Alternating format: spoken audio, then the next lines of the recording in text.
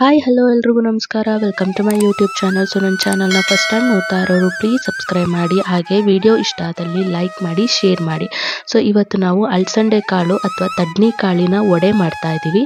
So first ಇದನ್ನು ನೀಟಾಗಿ ತೊಳ್ಕೊಂಬಿಟ್ಟು ಇದಕ್ಕೆ ನೀರು ಏನು ಹಾಕ್ದಂಗೆ ರುಬ್ಕೊಳ್ಳೋಣ ಫಸ್ಟು. ಸೊ ರುಬ್ಬಿದಂಥ ಅಲಸಂದೆ ಕಾಳನ್ನ ಒಂದು ಪಾತ್ರೆಗೆ ತೆಗೆದಿಟ್ಕೊಳ್ಳೋಣ ಈ ರೀತಿ. ಸೊ ಇದನ್ನು ಒಂದು ಪಾತ್ರೆಗೆ ತೆಗೆದಿಟ್ಕೊಳ್ತಾ ಇದ್ದೀವಿ. ಅದಾದಮೇಲೆ ಇದಕ್ಕೆ ಸಣ್ಣದಾಗಿ ಹೆಚ್ಚಿರುವಂಥ ಹಸಿಮೆಣಸಿನ್ಕಾಯಿ ಸಣ್ಣದಾಗಿ ಹೆಚ್ಚಿರಬೇಕು. ಹಾಗೆಯೇ ಇದಕ್ಕೆ ಸ್ವಲ್ಪ ಈರುಳ್ಳಿನ ಹಾಕ್ಕೊಳ್ತಾ ಇದ್ದೀನಿ, ಇದು ಸಹ ಸಣ್ಣದಾಗಿ ಹೆಚ್ಚಿರೋ ಅಂಥದ್ದು. ಸೊ ಅದಾದಮೇಲೆ ಸ್ವಲ್ಪ ಸಬ್ಬಸಿಗೆ ಸೊಪ್ಪು, ಹಾಗೆಯೇ ಕೊತ್ತಂಬರಿ ಸೊಪ್ಪು, ಹಾಗೆ ಶುಂಠಿ ಬೆಳ್ಳುಳ್ಳಿ ಪೇಸ್ಟು 1 ಸ್ಪೂನಷ್ಟು. ಅದಾದಮೇಲೆ ಕರಿಬೇವಿನ ಸೊಪ್ಪು ಸಣ್ಣದಾಗಿ ಹೆಚ್ಕೊಂಡಿರೋ ಅಂಥದ್ದು. ಅದಾದಮೇಲೆ ಚಕ್ಕೆ ಮತ್ತು ಲವಂಗನ ಕುಟ್ಕೊಂಡಿರೋ ಅಂಥದ್ದು. ಅದಾದಮೇಲೆ ಉಪ್ಪು, ರುಚಿಗೆ ಎಷ್ಟು ಬೇಕಷ್ಟು ಉಪ್ಪನ್ನ ಹಾಕ್ಕೊಂಬಿಟ್ಟು ಚೆನ್ನಾಗಿ ಕಲಿಸ್ಕೋಬೇಕು. ಇದಕ್ಕೆ ಮತ್ತೆ ನೀರೇನು ಹಾಕ್ಕೊಳ್ಬಾರ್ದು.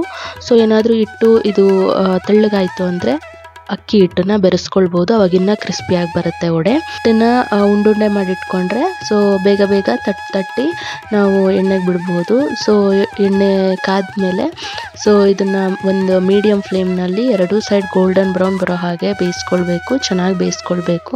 ಸೊ ಆವಾಗ ವಡೆ ತುಂಬ ಕ್ರಿಸ್ಪಿಯಾಗಿ ಬರುತ್ತೆ, ಹಾಗೆ ತುಂಬ ರುಚಿಯಾಗಿರುತ್ತೆ.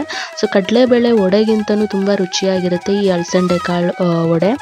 ಸೊ ಈ ಚಳಿ ಟೈಮಲ್ಲಿ ಈ ಹಸಿ ಕಾಳು ಸೀಸನ್ನಲ್ಲಿ ಈ ಥರ ಒಂದು ವಡೆನ ಮಾಡಿದ್ರೆ ತುಂಬಾ ಚೆನ್ನಾಗಿರುತ್ತೆ. ಸೊ ಈ ವಿಡಿಯೋ ಇಷ್ಟ ಆದರೆ ಪ್ಲೀಸ್ ಲೈಕ್ ಮಾಡಿ. Thank you for watching.